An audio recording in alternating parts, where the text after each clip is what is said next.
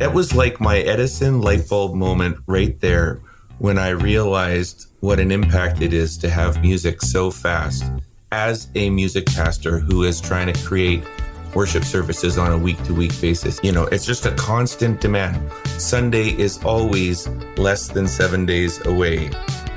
Between the Grooves is hosted by James Curtis, music director and morning man in the Greater Toronto Area on Joy Radio, and Aisha Woods, Grammy-nominated singer, songwriter, and musician. Together, they talk with artists and industry insiders to discover our connection between music and faith. You can connect with us on Facebook or Twitter at Between Grooves. Now, here's James and Aisha.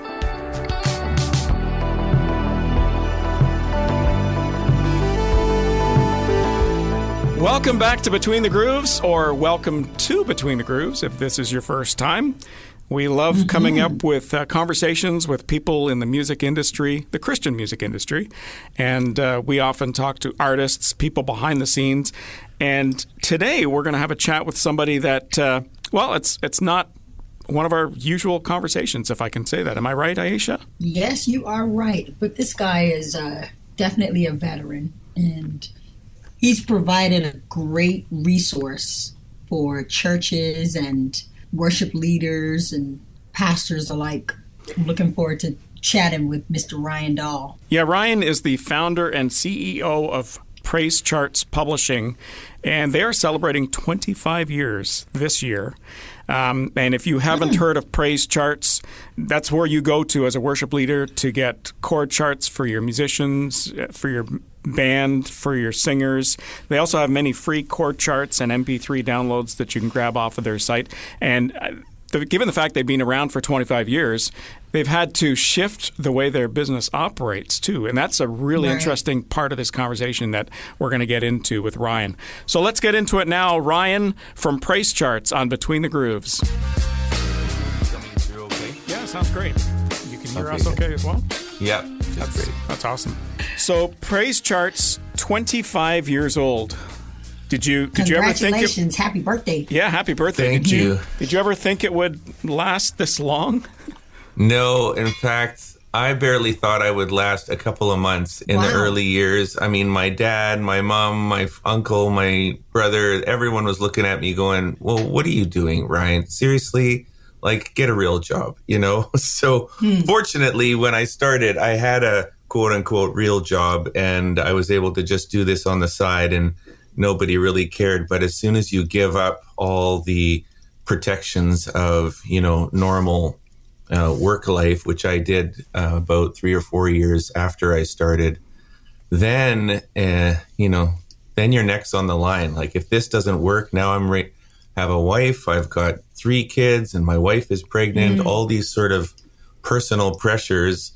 And slowly, I am giving up more and more of my access to, like, having a job. It's like, I don't know what else I would do anymore, especially in 2004, 2005. I was like, I am basically unhireable now. It feels like that because I don't know anything but PraiseCharts. So I am all in. All my eggs are in this basket, and it was terrifying, probably for the first 15, if not even 20 years, often thinking, am I going to make it? Like, are we going to get through next year? So that's the life of an entrepreneur oftentimes, especially those that don't just jump from business to business. And I haven't. I'm just a one business guy. I only had one thing in me that I was really passionate about, and I went for it. Here I am, so still pressing on. And what was it like? This was pre-internet, so how did it all work in the beginning? Yeah. Well, like, the first charts that I ever delivered was me taking a song and taking it to the photocopier. And I mean, I did this with permission, so it was legal, but I was literally my own printing station. I, bought the little manila envelopes. I licked those envelopes. I wrote the address and put the stamp on it and sent the music away for whatever, $12 or $18 that I was going to get for that. And I thought, well, there's one sale today. Let's look for the next one. And So it started very analog, very pre-internet, and then I had this genius idea. It was one day when I was a worship pastor, I needed music. It was a Tuesday night. I had already started Praise Charts, but it was a Tuesday night, an hour before worship practice, and I had one more song I needed, and I called my arranger. I didn't have time to drive to his house 20 minutes away to go get it. And I said, what if you fax it to me? And when that rolling scroll of fax paper from the late 90s came rolling out of my office and started curling up all around the floor, and I had my music in 20 minutes, and I thought, oh my goodness, it was like my Edison light bulb moment right there when I realized what an impact it is to have music so fast as a music pastor who is trying to create worship services on a week-to-week basis. It's a very unique need that we have as music pastors because, it's just a constant demand. Sunday is always less than 7 days away, and there's a constant need to stay fresh, to stay current, to stay vibrant, to feed this kind of flock, your church, with something. And so I kind of caught the vision then initially through fax, and then PDF. That's kind of a format that we deliver digital sheet music through. So we kind of learned that technology eventually, but it slowly incremented through all the different technologies as the internet came on. And I was kind of fascinated by technology and music and, the church and ministry and songs. There's so many elements of Praise Charts that were swirling around in the late 90s that just caught me off guard. I was like, I want to dive into this and explore this world. So. Did you ever get music requests of stuff you didn't have in your library? Yeah, certainly I had that. And then there's a major pressure because I wanted to do this legally. So there was all these incredible songs that I wanted to host in my catalog that I couldn't because I didn't have copyright permission for. And so it was a long, long journey of trying to gain the confidence of these big corporations that were, a lot of them in Nashville, initially seeing me as like a subtle annoyance, and then starting to see me as potential competition. So I had to go through all these phases with these companies to get through to a place where they would trust me and find me as an ally and not as at worst, an annoyance, or even worse than that, a competitor that they wanted to squash out. So that was a challenge. Are you a musician? Also, I heard you say something about that earlier. Oh yeah, for sure. I was a music pastor employed in a church for about 10 years. So to that extent, I'm not like a recording musician. Although I do have a couple of songs on Spotify, so if you look me up, you'll find me. But that was just me dabbling with my country 3-chord singing father. We made an album with him, and so that was fun. But mostly, I know how to play guitar. I know how to play piano. I know how music works. I'm very musically involved in charts that we produce. Like this morning, I was listening to a amazing new recording that we're making for Christmas and giving feedback to our producer, as far as like tone and presence and all that kind of stuff. And when we do full orchestrations, I will pace through every measure and be like, this chord is wrong, that note is missing, this lyric is not quite right, because I just want it to be perfect when we put it out to the public. So yeah, I'm pretty invested in that. That's nice. So your songs are on Praise Charts, your original material. Yeah, I do have a few. I have dabbled for sure. Cool. Were there originally at any time any bricks and mortar as far as Praise Charts is concerned? Oh yeah. Actually, so it took us about 20 years, and then we bought an office. So it was about a 1,500 square foot place that there was only 3 or 4 of us in that office.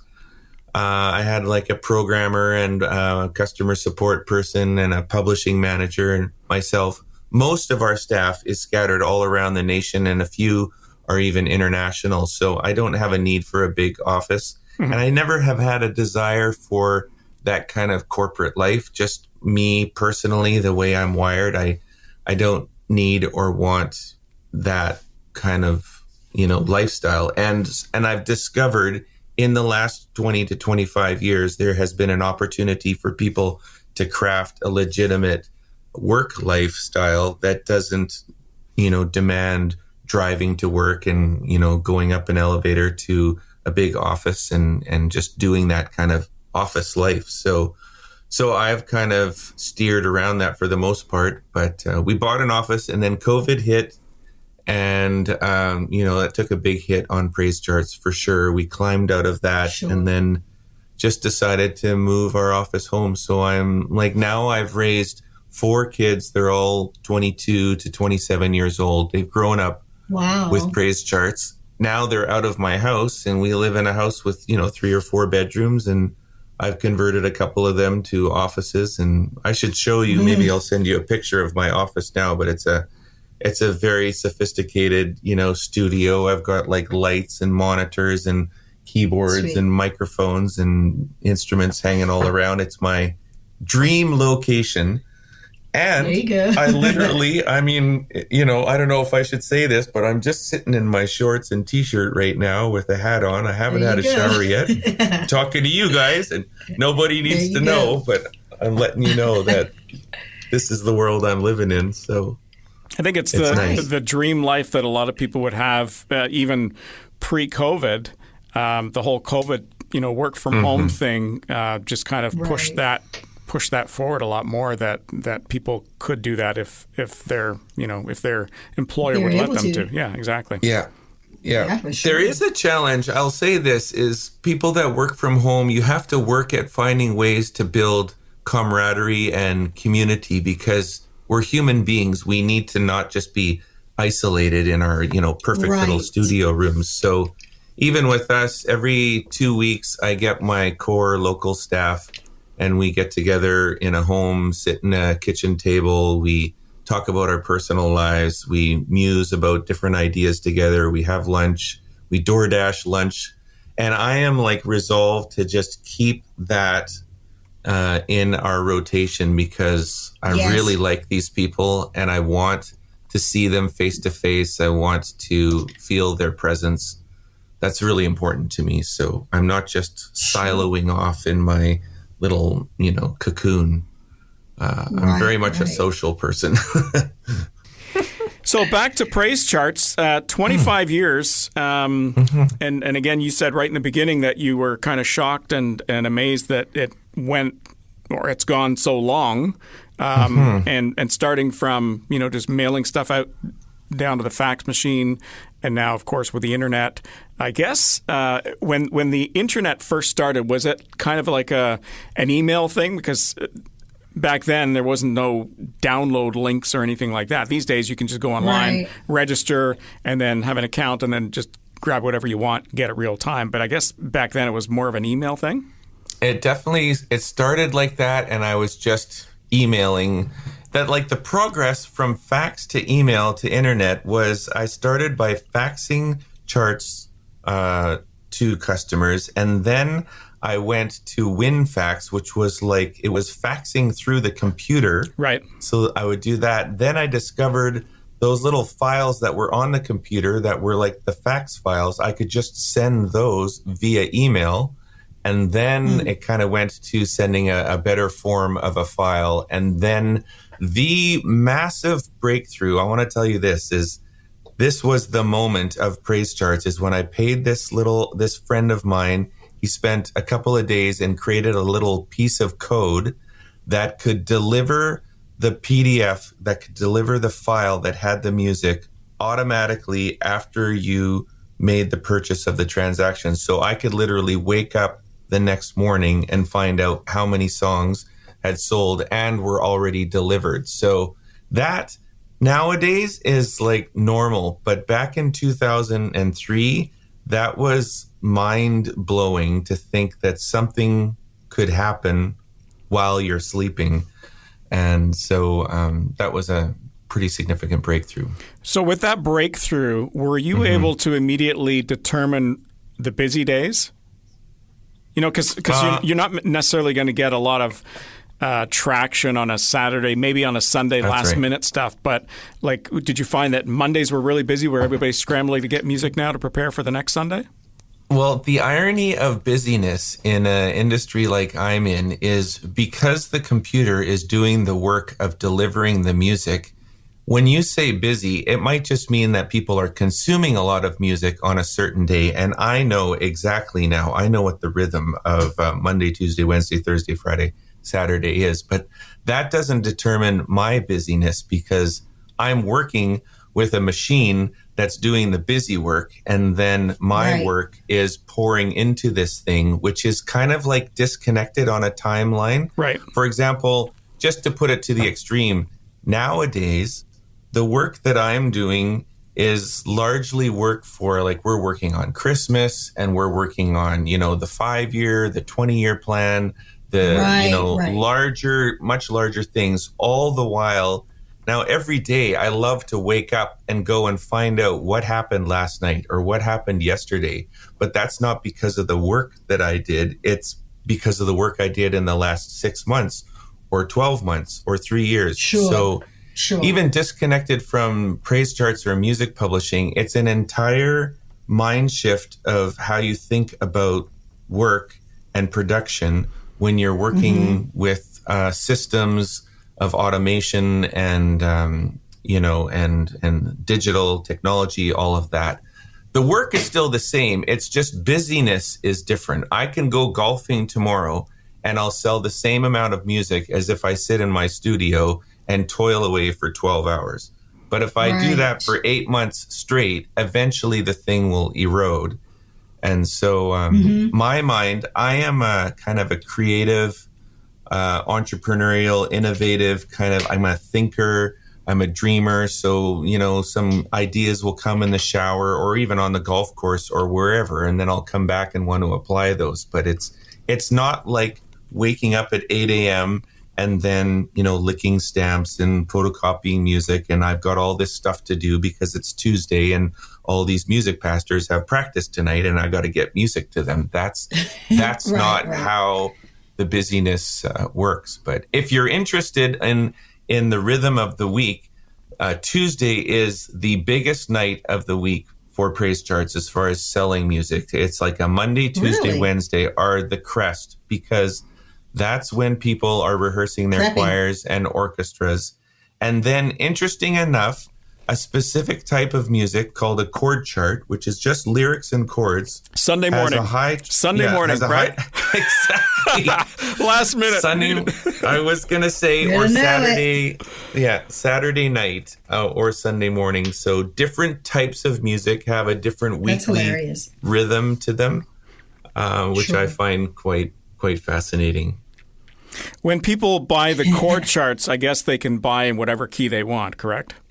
Oh, yeah. You can buy it whatever key you want. You can even edit the chart. Like if you want to change, I want to do the verse 1 twice and I want to skip the chorus and then do the bridge or, adjust the chords. We have a little editor. You can't change the whole song, but you can, you can modify it. And I encourage churches often to be like, take the song. The chart reflects exactly how it was on the album, how you listen to it on Spotify or Apple Music. But then think about where are you going? Who are the people? What's the environment? What key do they want to sing it in? How many times do you want to repeat various sections? How much time do you have in your service? Are you doing it loud or quiet? Or so many things. So I love to do that myself is personalize a song to your own situation, and PraiseCharts certainly allows you to do that. And if you come for the Pentecostal side of things, just repeat the chorus 3 times at the end, right? Yeah. 3 or 30, one of the two. Or 30, so. Exactly. That's awesome. Where do you see PraiseCharts in the next 5 years? Like, what will you be doing differently Yes. from what you're doing now? That's a great question. What we're trying to do with Praise Charts right now is we're trying to make it so that music pastors don't need to think about where can I find the next great song. It's just going to be there. It's just something they need to pick, to flow through a list of really well chosen, pre-selected or pre-promoted kind of songs that are great things that they can select from, and then not have to worry about copyright or photocopy permission or even how to get that music to their musicians. We're building a system that all their musicians will be able to tap right into, and the music will just be available. They'll just pay a regular, kind of monthly fee, which will be incredibly affordable. And so we're trying to make it almost so that Praise Charts disappears into the background and music is just available. It just flows. That's kind of like my ultimate dream for Praise Charts. Does that kind of make sense? Exciting. What Sure. about creating a playlist? Everything from the, if you want to call it the beats per minute scenario, to keys and progressions, that sort of thing. Because I know you guys are integrated with Planning Center as well, aren't you? Yeah, we absolutely do that. So if you would have asked me 5 years ago, what are you going to do in the next 5 years? I would have said, we're going to make tons of playlists. And so we have currently in Praise Charts has about 1,200 different lists on every theme, every tempo, every beat, anything you can think of. You could type it into Google and put Praise Charts at the end of it. Like give me the top fast songs by Hillsong at Praise Charts. If you put that into Google, it's going to send you somewhere that's reasonably relevant inside of Praise Charts. So we're constantly making lists. And then here is the beautiful thing is all of those lists are not static. They are dynamic. So they're constantly in flux, reading the new trends every day, every week, every month. So for example, if you're going to go to top songs for Easter, it's going to be based on the music that has been released, of course, this Easter. So not the people, but our systems are looking at what are people looking at, what are they downloading, what are they getting. The whole site is this constant flowing river of activity. And then when you come to Praise Charts at any day, it will be different every day. And the people make it happen. Not us, not the programmers, not the editors, not the selectors. Right. We're not pushing any music. We're reflecting real-time activity. And I think that breeds trust in our customers because they're like, man, all the best songs keep coming to the top of the list. How do you do that? That's awesome. And so that's the work we've put in. Yeah. Given the fact that Praise Charts turns 25 this year, can you look back over the last 25 years and determine trends? Like I would assume in the beginning you would have seen a lot of because there was less music available, you probably would have seen a lot of the same sort of songs being requested by churches versus now where there's just tons and tons of music out there. Right. Like anything from, it was a Chris Tomlin era in the first 10 years as an example. And then, you know, you see the Hillsongs and some of the other large organizations, Maverick City and whatnot, coming into play. And then even with the style of music, like maybe it's a Phil Wickham style music versus a Chris Tomlin. Yeah. I'll tell you a very interesting trend that I am noticing right now. I mean, this trend it's so current, and it's not like it's never happened before, but two of the hottest songs that are just brand new and trending right now in Praise Charts. One is called Trust in God, and that's by Elevation, and another one is called Plead the Blood by Corey Carnes and Brandon Lake. Both of those songs have very clear hearkenings to old hymns. So Trust in God brings in the blessed assurance, this is my story, this is my song, those kind of lyrics, which I'm sure you will recognize. And it's a modern song. It's not the old hymn, but it's brought in pieces of history. And then Plead the Blood is nothing but the blood of Jesus. And it's got these sort of melodic hints at the old hymns.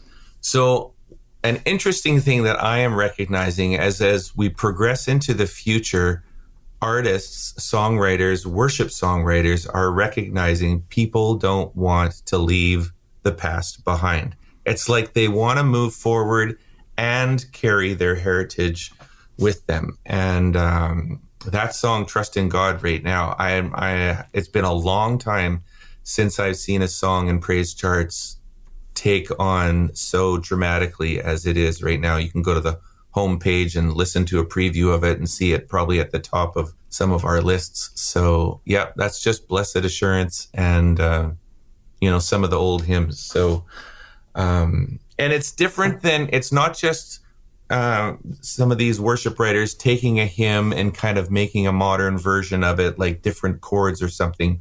They're embedding the hymns into a brand new song and creating something new, but there is a feeling of heritage and history inside of it. So I find that pretty fascinating.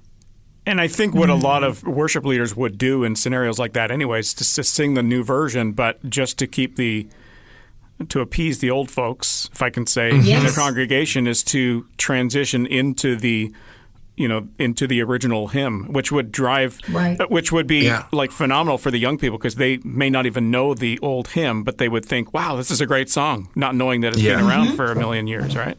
Yeah. Right. However, I had a unique experience. I led Blessed Assurance at my church, a modern version of it that was put out by the band called Cain. That was a big hit in praise charts in the last month. So I took it to my church, and the drummer, who's like an 18-year-old kid, he comes up to me and he's like, "Man, that's a really great new song. Where did that come from?" He had no idea. And it was just Blessed Assurance. Public domain, young man. Yeah. Isn't that crazy?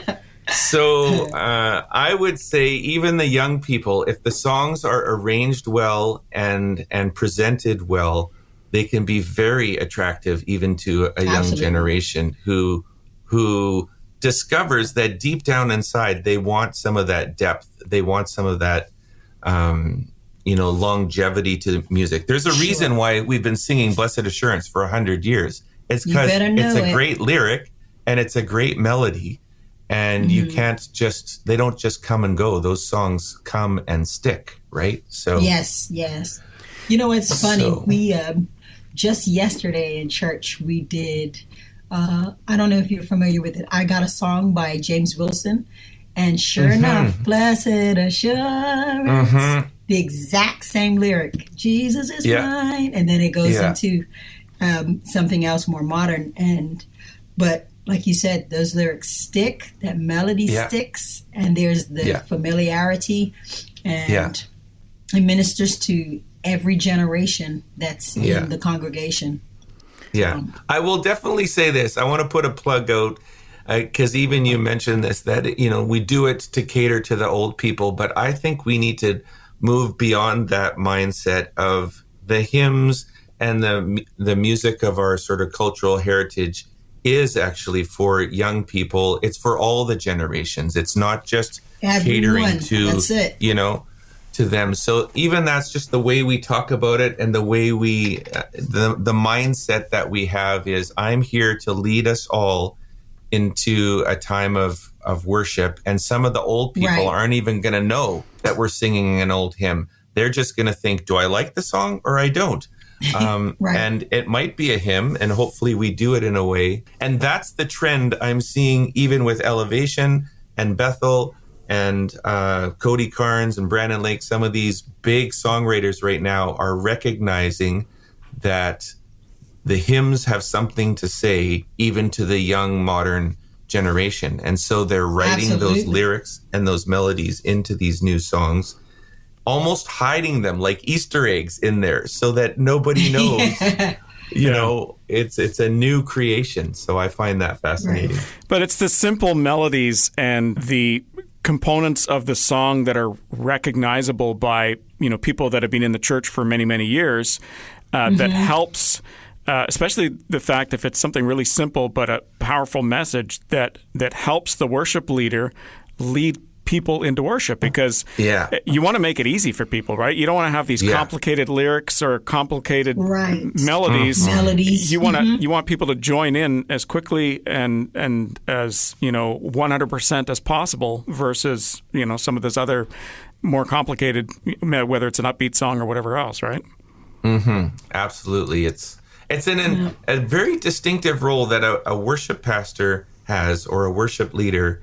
The purpose in their singing is to engage, hundreds or thousands or dozens or whatever of fairly intermediate level musicians. The goal is, what can I do to raise up the voice and the sense of participation with them? As opposed to a performing musician that's not really thinking about that. They're just thinking, how can I put on a great show. And have them think how great I am. So, so that's a mind shift. It's something very different. A worship leader is not just a performer. I mean, sometimes we perform elements in our songs, but ultimately we're thinking, how can I get the full engagement of all of these people that are sitting in front of me that don't want to just sit and listen. They want to engage. How can I lift up that voice? So way back when, Aisha, I as you know, I led worship, and I tried to make it easy. Like for part of it was, if I sing an easy song, it's easy for me, right? But it's also easy for the congregation, and I love singing harmony. I love singing tenor, and so my goal was to be able to start a song, because I'm the leader, right? If I can start the song, and especially if I have got a backup team behind me with at least one strong singer that can sing lead, I would start the song, and maybe it's just the first couple of bars, and then I'd point to the backup singer, you're on lead now, and I'm jumping into harmony because I want to worship too, Right. Yeah. Right. So I think the best worship leaders are the ones that don't necessarily have to sing the whole time. Maybe they just start and end the song, and then the rest of the time they're exhorting people to worship or whatever else, Yeah, it's beautiful. But with music these days, I think it's so much easier to do that, even with newer songs, because, like you said, with the trust in God and the plead the blood and whatnot, it just makes it easy for worship leaders. In fact, PraiseCharts overall, to give you a little plug, just makes it really easy for the worship leader or the worship pastor to do their job, especially the planning stages of it. Yeah. I think, and part of my motivation in that of making it easy is so that they can have more time, more emotional space and head space to pastor their people, to shepherd, to do the thing. Like what I like to do is sit around. We were talking about having coffee, just having the time and having the mental space to connect, to engage, to be human. And we're hoping that we come alongside and ease the burden of finding the music. I mean, some of our higher level charts, we're taking 10 to 12 hours just on one song to get all the parts, written out just for the piano vocal parts. It's very complex work that would overwhelm a worship pastor who has to do that times 6 songs every Sunday morning, right? So if we take some of that burden away, they can hopefully reinvest some of that time into the human element of what it is to be a minister in a church. That's certainly a motivation for us. That's awesome. Ryan, how is PraiseCharts different from Song Select? Oh, that's a good question. Well, I would say the people at CCLI and Song Select are great friends, and I have such great admiration for the work that they've done. I would say that Song Select took a position of trying to just get a basic kind of lead sheet or a basic chord chart onto the internet and make it copyright legal so that people would have a basic version of all these new songs that the publishers were bringing in. So they kind of do this relationship with the publishers to distribute and make those songs available. PraiseCharts tries to take it up another level and go, okay, now let's create charts for the real, the musicians in your church who want to know how to play the piano part, or they want to know what how to do the vocals like they sound on the album. More technical kinds of elements, how to get that rhythm, how to really dial that in. I don't think that Song Select has that core passion to really be the musician's resource. They're more like the song promotional engine. I hope that I'm not, downplaying the value that they have, because a lot of people are like, listen, just give me the 5 chords. I need the lyrics. Show me basically how the song goes, and we're good to go. We'll just make it up on stage and invent our own way anyways. And there's thousands and thousands of songs available. With PraiseCharts, it's more like, I got a choir, I got 6 vocalists on my team, I've got 4, or 5 in my rhythm section, I have an orchestra. I need music. I need intentional, I need to know what the intro is.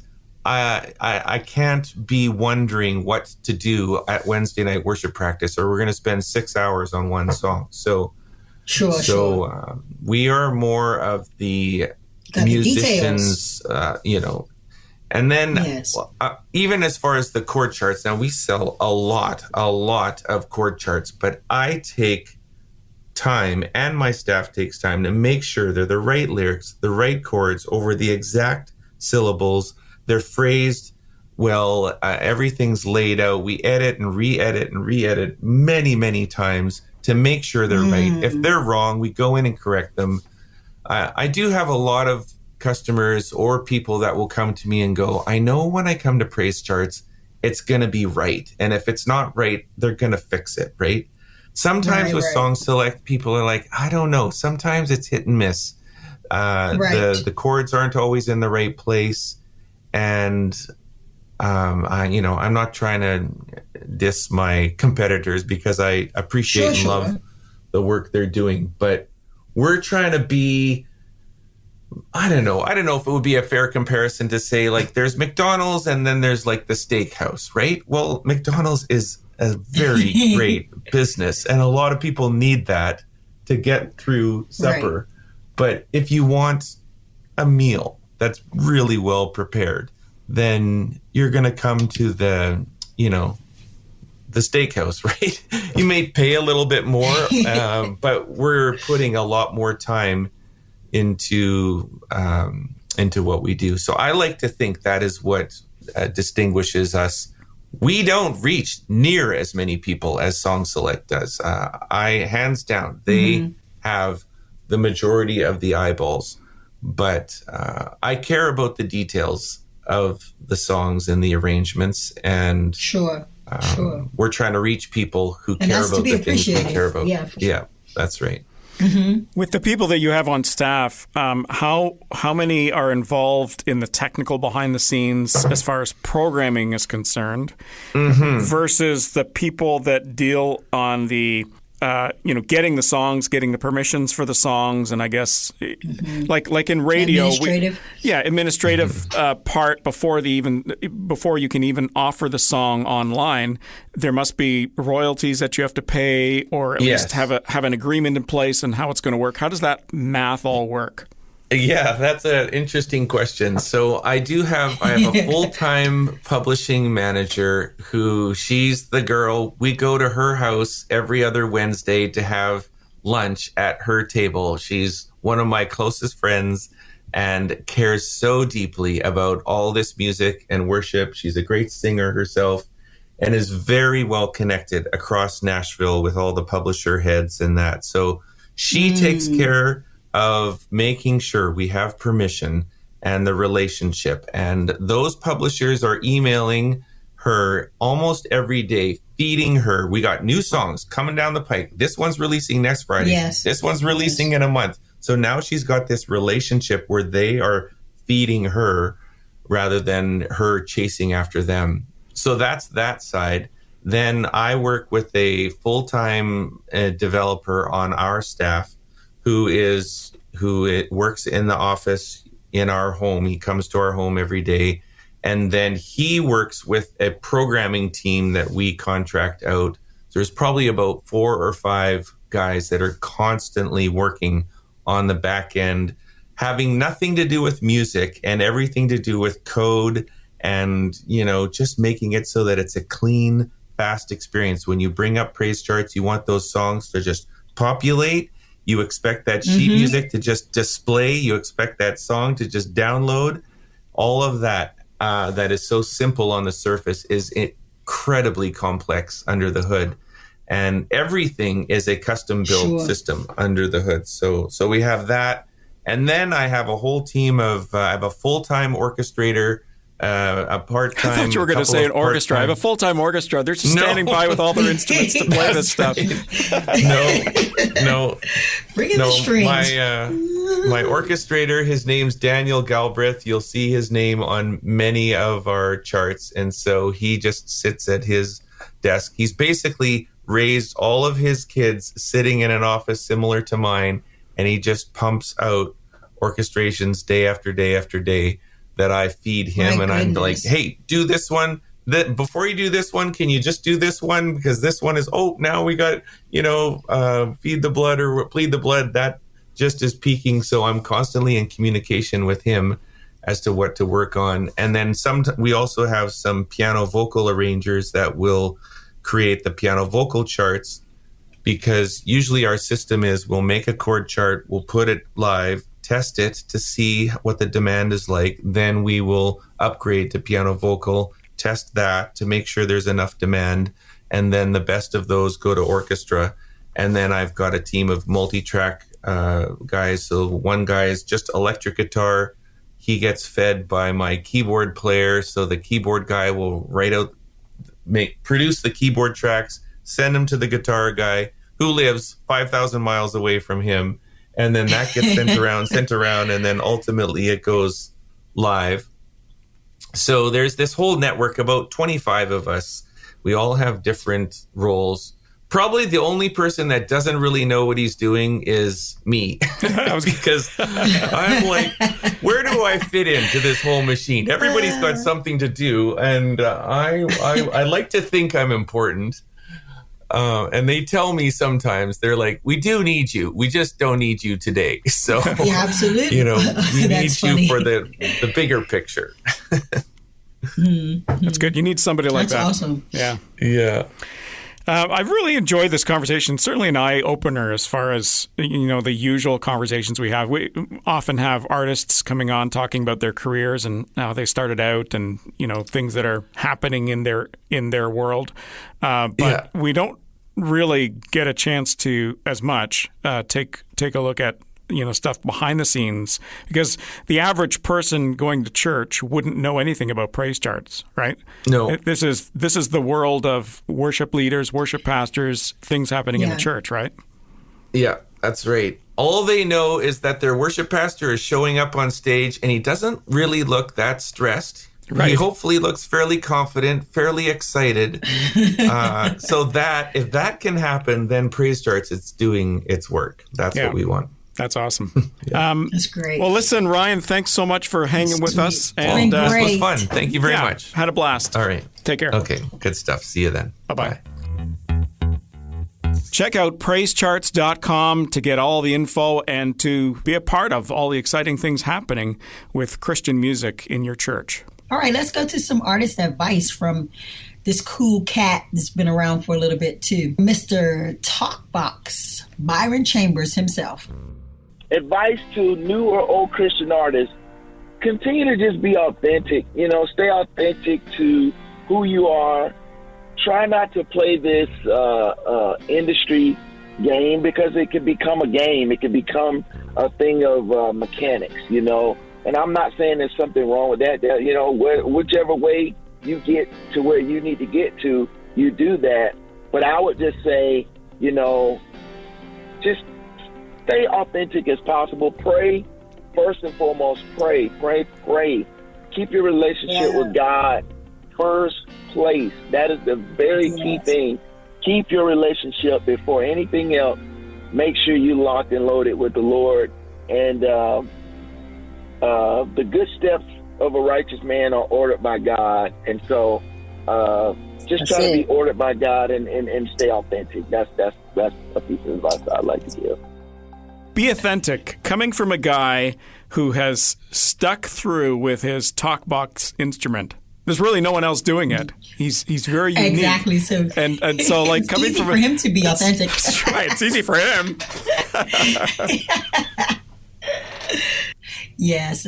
You know what? And one thing that I know to be true about Byron is that apart from his authenticity, he does have a very real, evident relationship with Jesus. And it shows in his music, it shows through his personality, and, you know, he is in relationship with Jesus, and it can tell. You can tell. Yeah, you can tell. If you listen back to the conversation we had last year with Mr. Talkbox, Byron Chambers, you will hear that very evident in that conversation as well. Mm-hmm. And you can listen back to any previous episode of Between the Grooves, wherever you get your podcasts. Thanks for hanging with us today, and we'll see you next week.